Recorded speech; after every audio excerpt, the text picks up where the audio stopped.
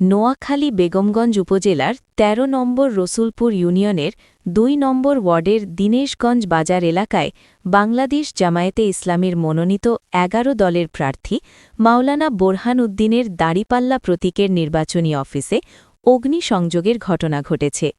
গতকাল গভীর রাতে দুষ্কৃতকারীরা ওই নির্বাচনী অফিসে আগুন ধরিয়ে দেয়।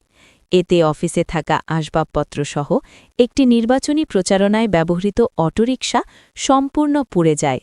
স্থানীয়রা জানান, রাজনৈতিক প্রতিহিংসার জেরে এ ন্যাক্কারজনক ঘটনা ঘটানো হয়েছে। নির্বাচন ঘনিয়ে আসায় একটি মহল আতঙ্ক সৃষ্টি করে পরিস্থিতি অস্থিতিশীল করার অপচেষ্টা চালাচ্ছে।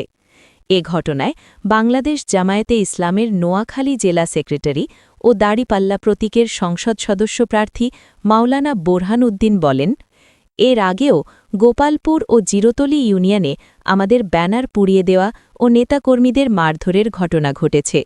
একটি রাজনৈতিক দল গণসমর্থন হারিয়ে নির্বাচনের মাঠে সহিংসতার পথ বেছে নিয়েছে।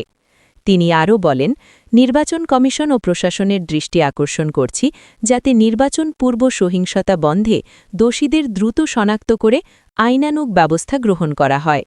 এ বিষয়ে স্থানীয় প্রশাসনের পক্ষ থেকে তদন্ত করে প্রয়োজনীয় ব্যবস্থা নেওয়ার আশ্বাস দেওয়া হয়েছে। তাই আমাদের প্রতিহিংসার কারণে আমাদের অফিসে বা আমাদের গাড়িটা আগুন দিয়েছে, একমাত্র প্রতিহিংসার রাজনীতি প্রতিহিংসার কারণে। এটা ছাড়া আমি কোনো ইস্যু দেখতেছি না।